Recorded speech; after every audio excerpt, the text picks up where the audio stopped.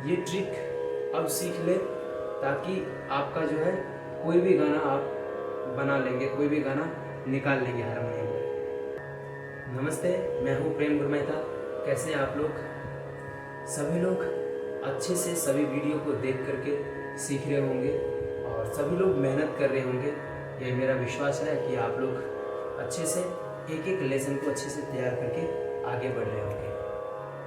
तो आज का जो टॉपिक है, ये टॉपिक है कि ट्रिक लगाकर कैसे हम हारमोनियम पर गाना निकाल लेते हैं या कैसे गाना गा लेते हैं। क्या ट्रिक लगाकर हम लोग गा सकते हैं? क्योंकि कई सारे वीडियो में मैंने देखा कि ये ट्रिक अपनाओ, ये ट्रिक अब सीख ले ताकि आपका जो है कोई भी गाना आप बना लेंगे, कोई भी गाना निकाल लेंगे हारमोनियम में। क्या ये सही है और क्या ये तरीका सही हो सकता है? इस चीज़ के बारे में हम लोग डिस्कस करेंगे। तो मैं सबसे पहले ये चीज़ कहूँगा, इस चीज़ को समझने के लिए हम थोड़ा सा छोटा टॉपिक इसमें ऐड करते हैं। जब तक हम लोगों का क्वेश्चन पता नहीं रहेगा, हम लोग कैसे आंसर निकालेंगे उसका? जब क्वेश्चन ही नहीं पता होगा तो उसका आंसर कैसे पता कर लेंगे हम?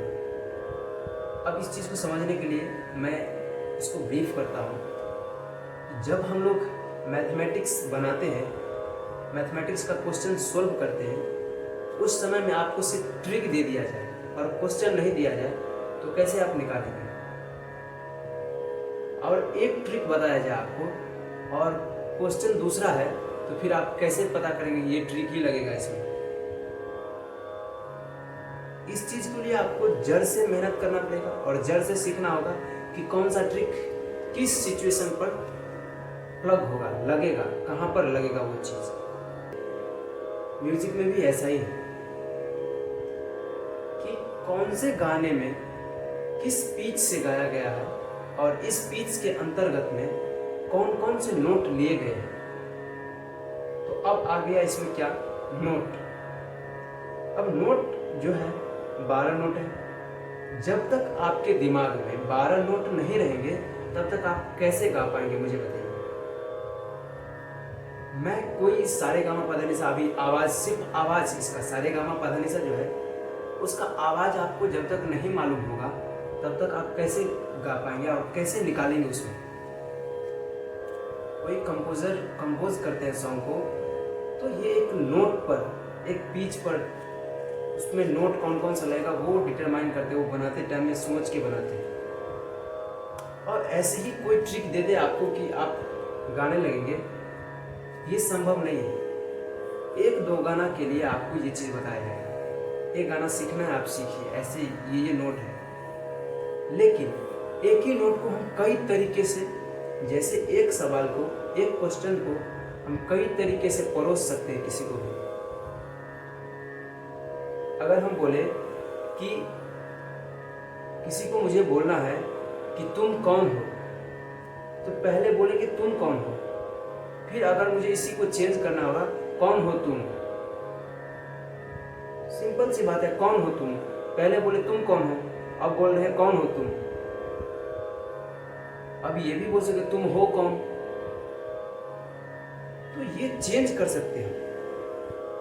तो अब जो सिचुएशन आया उस हिसाब से हम लोग चेंज करते हैं। तो वैसे ही संगीत में है, जैसा पिच होता है उस हिसाब से हम लोग नोट चलते हैं, जो स्केल होता है उस हिसाब से स्केल में नोट चलाते हैं। जो पिच है उस पिच में हम गा रहे हैं कि नहीं, उस आवाज को मुझे मालूम है या नहीं।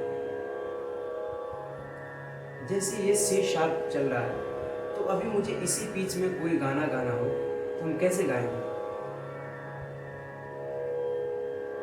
तो इसमें पहले गाने का साफ पता करेंगे, फिर गाना गाएंगे। लेकिन अभी हम एक चीज बोलते हैं, कोई गाना है, कोई भी गाना है, उसमें मुझे सा नहीं बोलना है और रे गम नहीं बोलना है, सिर्फ आवाज को पहचानना है कि ये आवाज ये है। तो चलिए हम देखते हैं कि कोई भी, तो यहाँ पर देखिए कि मैं कोई भी सॉन्ग लेता हूँ, उसमें मैं आपको सरगम नहीं बोलूँगा, बस उसका आवाज़ पहचानने की कोशिश कीजिए और उसके हिसाब से आप देखिए, फिंगर चलाइए, देखिए कैसे नोट अपने आप पता चलेगा। मैं कोई भी गाना लेता हूँ, न्यू वर्जन, मतलब नया गाना ही लेते हैं।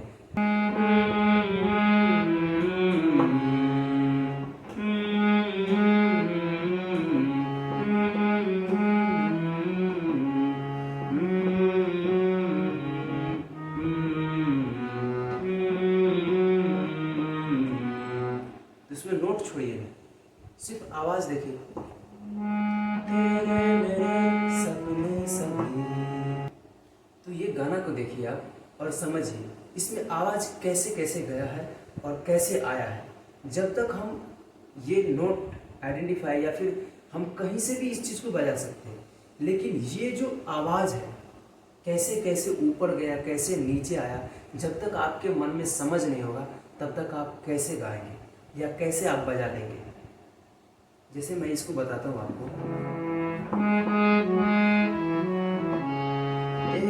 मेरे सपने सभी बंद आँखों के ताले में है,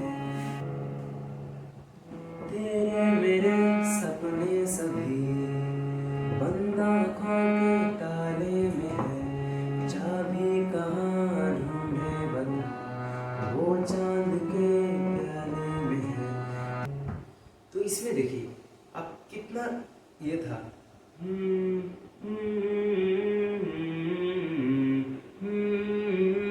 तो यहाँ पे हम समझ तो कोई एक ही चीज टन टन टनन, तो टनन जो हो रहा है तेरे मेरे, तो जो एक आवाज है, दो आवाज यहाँ पे एक जैसा आवाज वहां पे प्ले हो रहा है, फिर एक बार इधर आ रहा है फिर आ जाने कि दो बार ऊपर फिर एक बार नीचे फिर ऊपर जा रहा है। तो ये फ्रीक्वेंसी याद रखते हैं हम लोग। किसी को अगर सारेगामा पाधानिसा अच्छे से नहीं मालूम है, लेकिन अगर उसके माइंड में ये आवाज चल रहा है और यहाँ पर वो सुन के पता कर सकता है। जैसे अगर हम बोले इसी चीज को हम ऊपर स्केल में बजाएं या और नीचे बजाएं तो क्या होगा।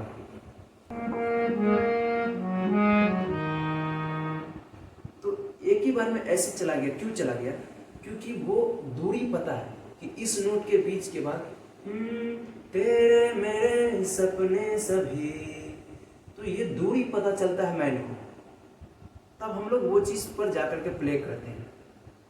तो आप कोई भी गाना लीजिए, कोई भी गाना संसार में जो है, हॉलीवुड सॉन्ग है या बॉलीवुड सॉन्ग है, जब तक आपके समझ में सुर नहीं होगा, आप सुर को समझेंगे नहीं, तब तक आप कोई भी गाना को निकाल नहीं सकते। हाँ ये है कि आप एक गाना को रट के समझ सकते हैं, लेकिन फिर भी उंगली वहीं तक जाएगा जो गाना आप सीखे, दूसरा नहीं निकाल सकते। कोई ट्रिक जो बताएगा उस ट्रिक से भी आप सिर्फ एक ही गाना को, जो गाना वो बताया है उसी को आप गा लेंगे। जो मन में आया आप धड़ल्ले से और गा लिए, बजा लिए नहीं हो पाएगा। धड़ल्ले से आया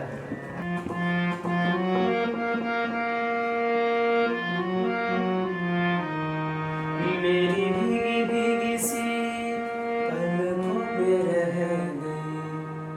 अब इसी चीज को अगर और नीचे हम प्ले के, ये नोट गाना का जो आवाज है, फ्रीक्वेंसी है, वो हम अगर नीचे कर दे तो और नीचे से वो नोट का फ्रीक्वेंसी मुझे कितना दूरी पर ये गाना जा रहा है, मेरी भीगी भीगी सी। अब इसी चीज को अगर नीचे कर दे, मेरी भीगी भीगी सी,